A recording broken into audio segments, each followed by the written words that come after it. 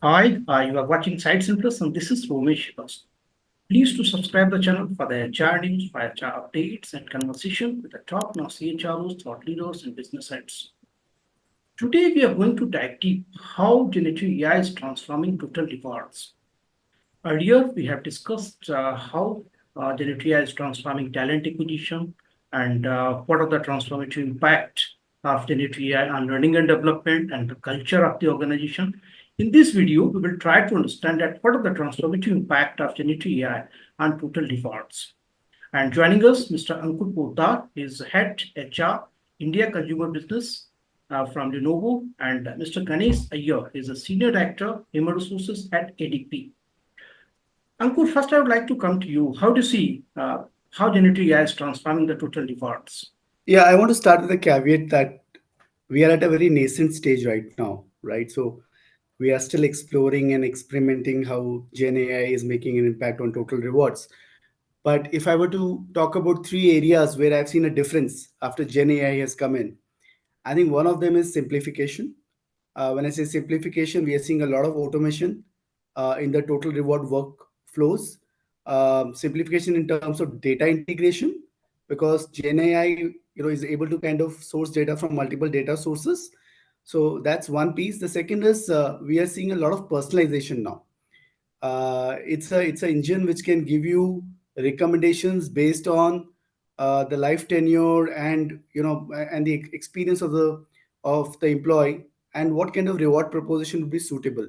So there's a lot of hyper personalization that you're kind of seeing.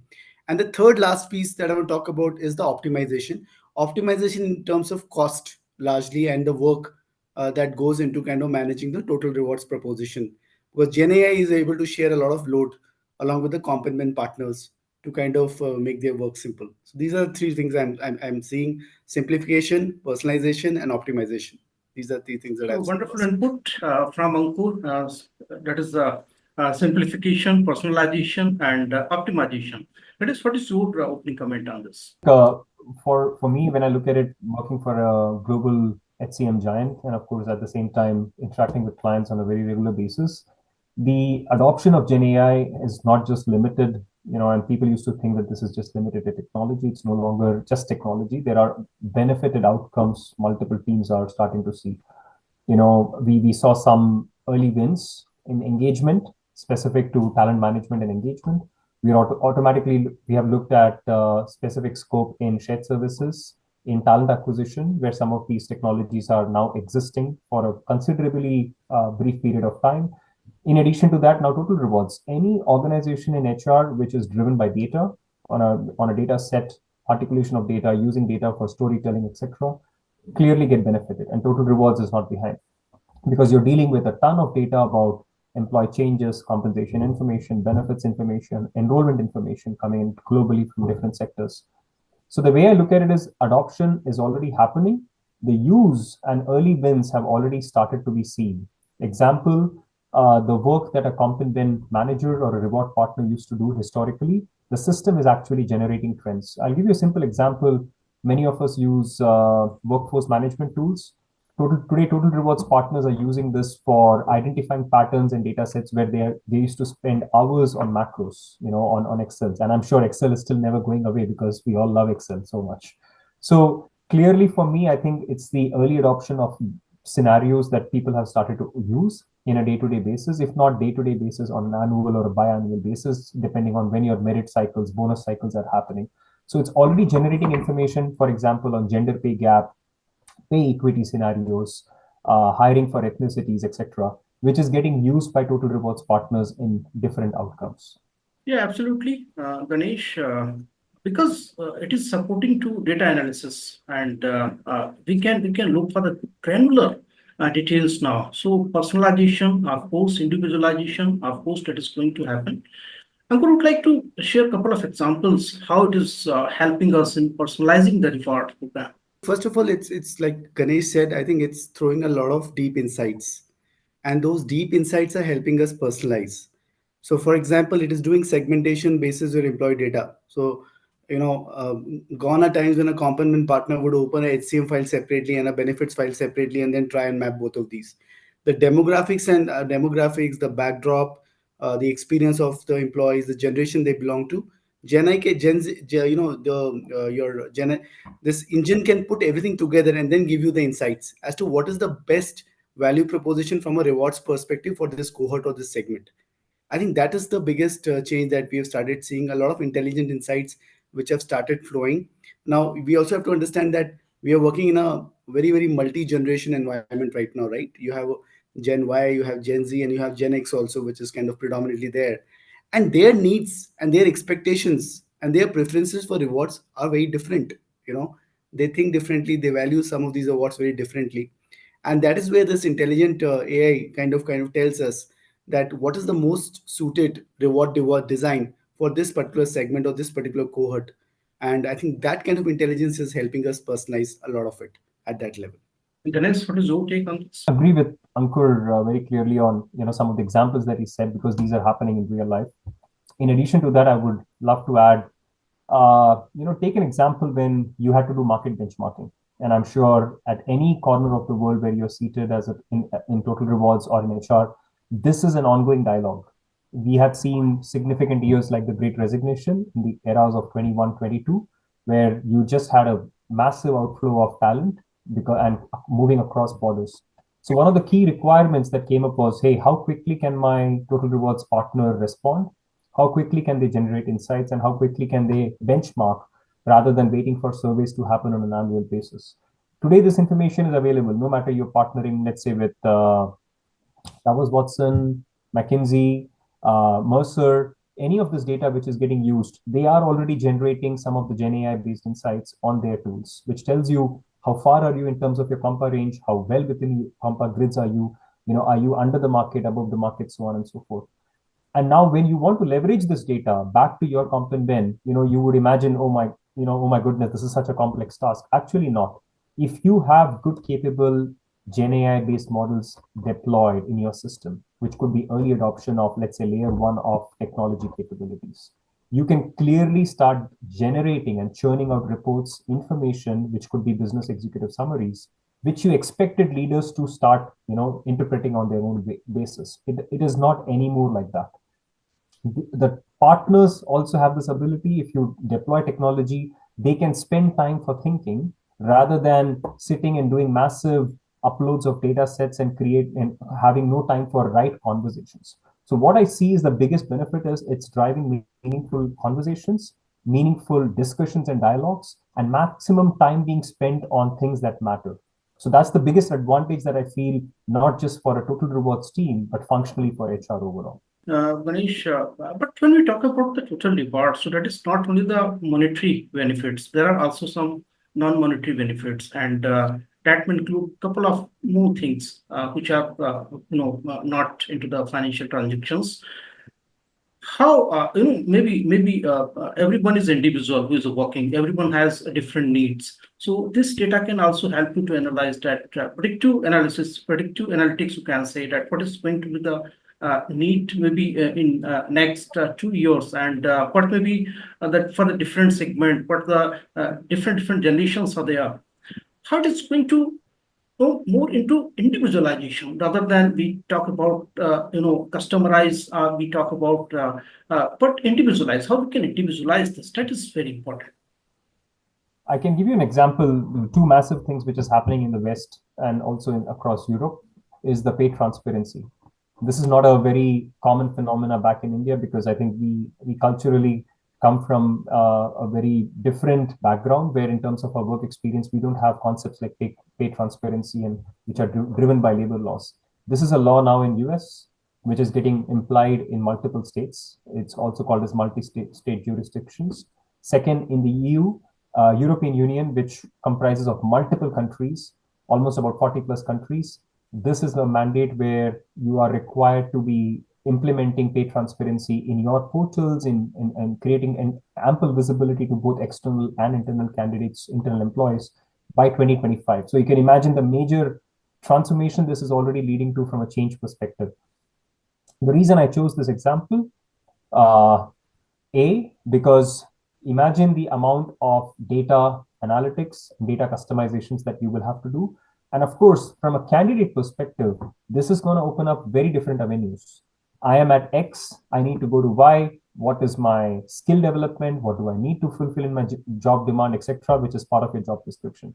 But more importantly, the technology being enabling function for such kind of ventures, which comes from time to time, jurisdictional changes, legal changes, which are going live in different countries, different continents.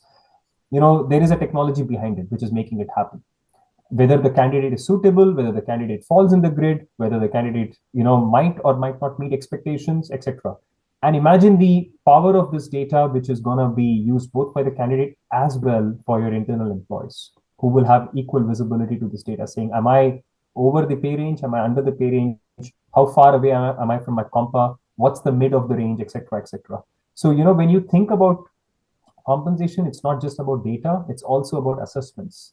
How is your grid? How many people leaders do you have? How many individual contributors, etc. So it ultimately boils down to storytelling, but it can be used as different interpretations for each person. For each person, the needs could be very different. The frontline associate or employee could be thinking about completely different dialects vis-a-vis a leader or a frontline leader or a letter graded executive or executives who are probably on the boards. Because I remember there was a very famous article recently which said in CHROs in India are now at X pay package, which is the all-time high, which is definitely a desirable aspect. But are all CHROs getting paid that compensation? Probably not. It's just a handful of a data set that has been considered.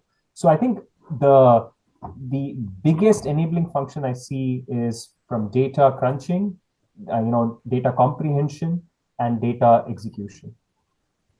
So Ankur, yeah, a very good example, Ganesh. Ankur, yeah, we don't have here in India this pay transparency law, but yeah, the companies are trying. They are putting their efforts. How the transparent may be.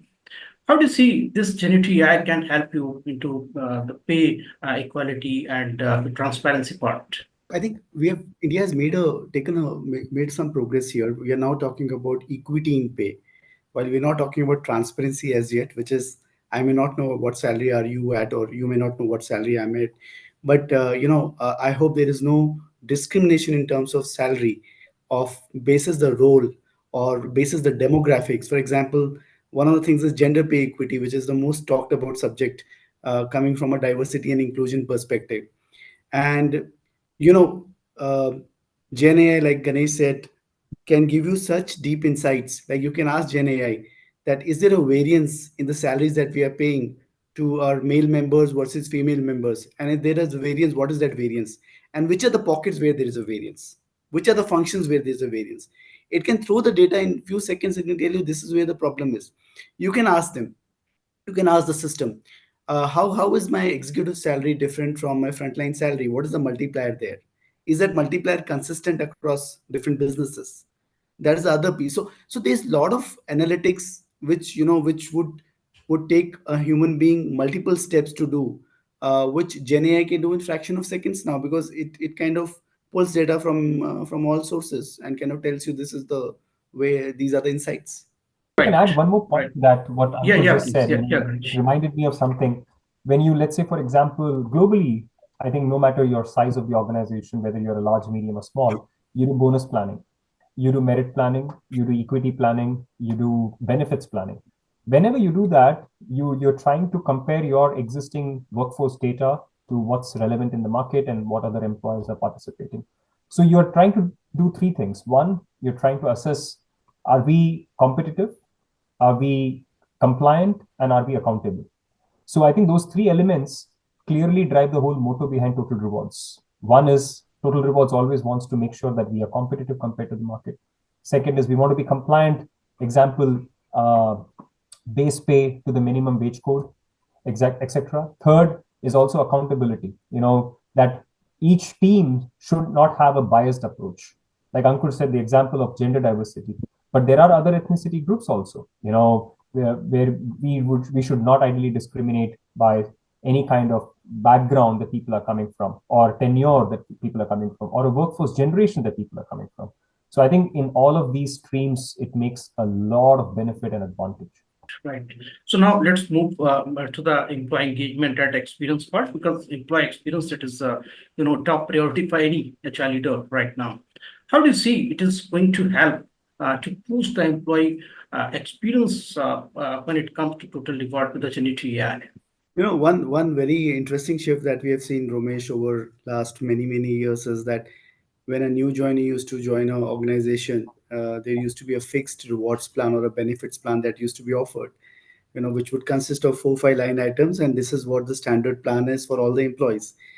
That is not the case anymore. If you look at any progressive organization today, there's something called as flexi benefit plan, where there is a basket of benefits and allowances that are provided to a employee, to a new employee or an existing employee, and they can choose what is best for them basis their needs and basis their expectations from the organization.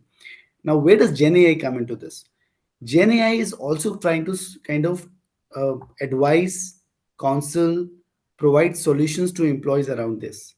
So when an employee has to choose the exact benefit plan, how much of short-term benefit should I opt for? How much of long-term benefit should I opt for? How much of monetary benefit should I get into? How much of non-monetary? What should be the right mix for me? It's going to ask you some very smart questions, right? It's going to ask you some smart questions in terms of how are your expenditures, what are your current priorities in life, what life stage are you in, what is your future aspirations, which is, are you seeing a very long term career over here? So it's going to ask you very fundamental questions, and then it'll tell you that this is the optimum mix of a benefit plan that will work for you. I think to me that is the biggest engagement, because you have married this entire ecosystem of benefits with what the individual exactly needs on the ground. So I think that's a hallmark of good engagement, I would say, and that's started now. People have stopped going to payroll partners or HR people to ask them what benefits should I take. They're smart enough to find it through chat GPTs or generative AIs, and come to us and tell us that this is what I want to opt. Very insightful, I think.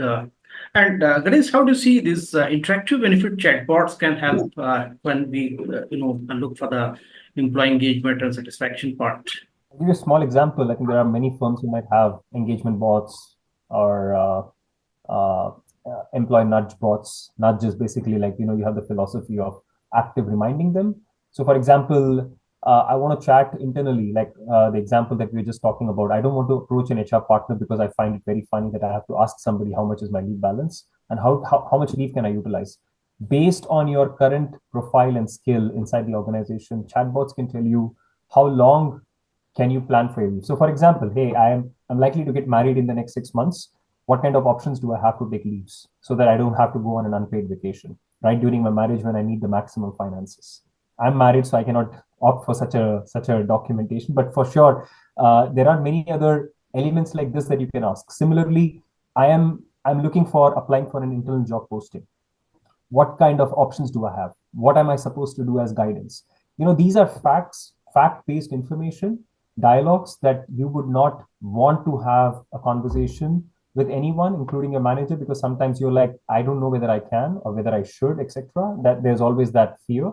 But when you are in doubt, you should have a tool at your disposal, and that is what chatbots and tools like and there is an algorithm behind it, right, which is profiling you, which is identifying your total tenure that you have spent in the firm, how many job roles have you moved, whether you are eligible or not, etc., which location you are from, what are the country criteria, etc. So when you're using a set of data, facts, and information, this can give you a consistent answer no matter which corner of the world that you're present and as part of the enterprise. So you imagine the power. Let's say, for example, it's about engagement. I'm a manager. I want to know how much money can I spend in terms of team bonding. I don't want to go and look up a policy. I just need quick answers, quick information. And the chatbot tool could tell you, here is the form, here is the due diligence, in how many days you're supposed to submit the form back. Similarly, in terms of reimbursement, relocation. So there are a ton of examples out there which can eliminate that whole interactive nature that you're waiting for somebody to respond. Rather, this information is available. But yeah, when you are implementing any new technology or integrating the new technology, so there are also chances, maybe some potential pitfalls there. How do you see there may be some potential pitfalls when you are integrating this into AI with the total reward system? The biggest benefit, and as you rightly said, the biggest disadvantage lies in the whole setup. We have seen examples where talent shortlisting tools or sourcing tools have completely acted against the whole approach of having equality hiring. It started creating bias in the system against people with certain backgrounds. So this can clearly happen, and it is very possible. And that's what we said right at the beginning of the dialogue. These are still emerging tech. These are still emerging technologies. Even the founders say, hey, we are not 100% sure whether this can work in all possible scenarios because there is a lot of customization that is required. And these are not products that you can deploy off the shelf. You can't just say that company is adopting, so I can also lift and shift those practices. I think there is a lot of conversation, dialogue, and assessment that is needed. In addition to that, there is a lot of practitioner testing that needs to come in. And when I say practitioner testing across a diverse pool of people, leaders, frontline managers, employees, HR partnering with multiple other COEs. For example, you are exposing total rewards, a data which is the highest in terms of sensitivity to a Gen AI tool or a ChatGPT tool or anything which you are trying to build where there is massive data collection. Imagine the leakage which it can cause. It can give you my data and to me it can give yours. Such kind of things cannot happen. So you need to ensure that there is a strong governance, strong compliance, and a strong legal framework to avoid any kind of risks and exposure in future. I think the best way to say it is any technology is only as good if it is tested. So for me, I think the buck stops there. And Ankur, how do you see the pitfalls? I see a limitation in terms of the mindset of the leaders of the organization. And why I'm saying that is because technology is not a solution only for driving processes, right? There is something called as a DNA or the culture of the organization. Now, you talk about any benefits plan, right? Talk about any rewards plan. It is governed by the culture of the organization. For example, how conservative the organization is, or how forward looking the organization is, how open the organization is, right? So I'm saying these are some fundamental nuances. Now, these technology bots or the technology systems are based on LLMs, which again are based on multiple algorithms. So they take time to kind of align themselves with the culture of the company. And that is where the initial piece is that you have to really have you kind of monitor it, govern it, and kind of keep a close watch on what is the solution that the technology is providing you. Is it aligned with the mindset of the organization or not, right? I think that's one big piece which I've seen. Sometimes I've seen leaders saying that, will it start thinking the way we think? Is the technology going to help the culture that we want to drive here? We are talking about pay transparency, right? There may be an organization which is really open-minded, right, which believes in transparency. It might work over there, but there might be another organization which is completely against it. They don't want to kind of talk about this. They're very closed. So then if you are kind of putting the same technology solution in both the organizations, it may not work that way, right? So that alignment is very, very important to the culture and the mindset, to my mind. Ganesh, employee recognition, that is, also the part of total reward system. So do you think this is also going to help somehow in employee recognition part? I think there are no two ways about it. I'm sure in India, there are multiple markets leading solutions. I don't want to name anyone in particular, but I know of personally a few firms where I have great associations, and I have been in regular interactions with some of the tools that I have seen just to get a flavor of the market. I've seen some of these tools doing phenomenal things. So, for example, as a leader, they can send you a nudge. They can share a summary. They can give you insights saying how many of your team members were recognized. Who are the employees in your team who have never been recognized? What's the summary of recognition for you as a leader, for your entire chain of command? How much money have you spent from your recognition budget? Things like these, rather than waiting for a offline R&R being done. Similarly, the other benefits, like every manager, every leader usually has an adjustment or a salary corrections budget annually. In addition to that, what was my bonus that my team was paid? How many people left my tenure who were new joiners? Why did they leave? How this is linked to my exit conversations? I think if you have a strong HRMS or HRIS, which is basically your foundation for a strong HR technology platform, then eventually, the world is your portrait. You can definitely build multiple APIs, integrations with different systems that you might be already using within your ecosystem of your firm. But coming closer to recognition, I think it's just one element. When you talk about recognition is not just about an award or just giving a distinguished award for a good performance. It's also having linkages. So for example, a technology tool, if you use like a rewards tool, which can tell you how many points have you earned, it should also be integrated with a vendor partner, which can tell you what kind of points can be utilized for what kind of benefits. Similarly, how am I getting likely to get taxed? See, that's the strength of a very strongly integrated HR information system, because it thinks and it evolves. It is not like, okay, we can only do this level of service. And there are some phenomenal tools in the market today which have full capability of life cycle, and not just saying, okay, we are doing it for data maintenance. There is beyond data aggregation in addition to that chatbot in terms of engagement. And you can just imagine it's like a rough sketch. What is your take on this? Well, I think in addition to the penetration and distribution of awards or various recognition measures that you have in an organization, one of the biggest challenges that I have seen from a manager point of view, who generally kind of is the fulcrum of recognition, is that who should I recognize, and when should I recognize, and how much should I recognize, right? You talk to any manager, these are three fundamental questions. Now you have a co-pilot or a chat GPT system, or like you said, generative AI, which is kind of looking into your performance data, which is looking into your tenure data, which is looking into your past recognitions that you've got, and it's building an algorithm. It's saying that for this particular performance an award has to be given because you've given it in the past to somebody. So it kind of starts becoming an advisor to the manager, in the sense that I think you need to reward so and so because he has achieved so and so milestone, which would not naturally come to a manager.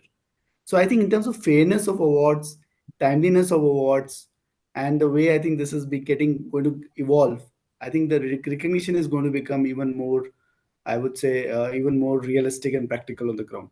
Right.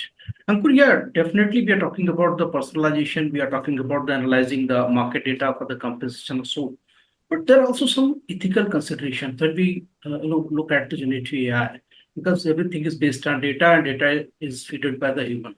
So, how do you see what are the ethical considerations when we talk about generative AI, integration of generative AI into trendy parts? Yeah, I think the biggest problem is that, look, this compensation data, which is largely monetary in nature, right, is a very sensitive data, right?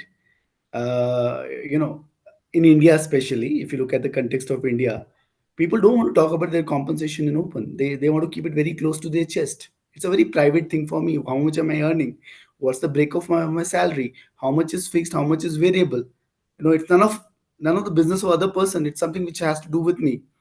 The moment you feed start you get the access for this kind of data to a generative AI tool, I think one of the things is how much of that data is secure, and is it going out of the organization? Is it being used for is the company using it for, say, benchmarking purposes?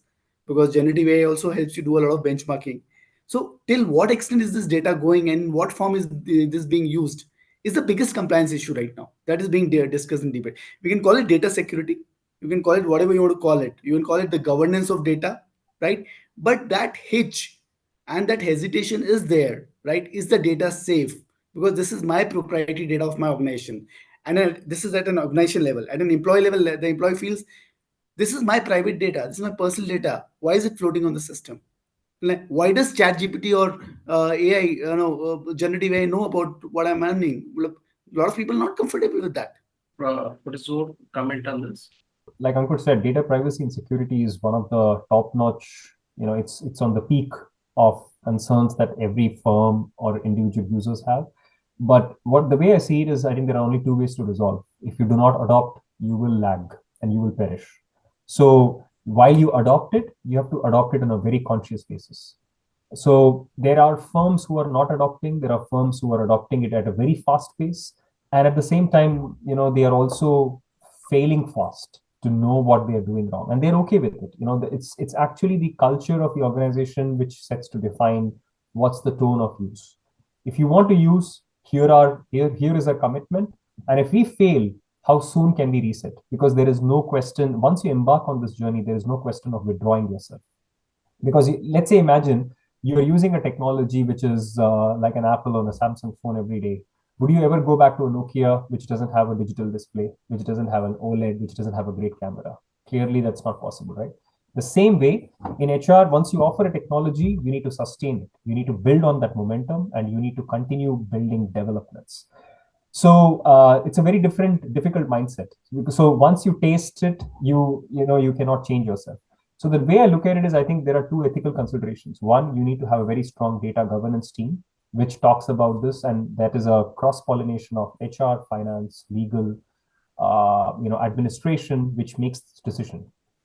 The second is there has to be a very strong legal framework, because let's say, for example, you're introducing this tool for employees to use, but if they expose this data, what are the ramifications? What are the outcomes, and how do we protect us legally?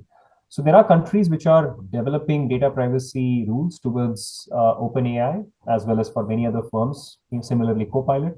But I think there are countries which are very neutral towards this. So it's also driven by a local taste of the land and local legal framework, which probably influences this entire mindset. I think in India also, last year, we have passed the data privacy law here. Yep. And let's look forward how effective it is going to be. And thank you so much, Ganesh and Ankur, for joining the conversation and sharing your wonderful thoughts. Thank you so much. Pleasure. Thanks, Pleasure. Ganesh, and thanks, Take care. Ramesh. Thank you. Thank you so much. Thanks. Thank you. Take care. Bye.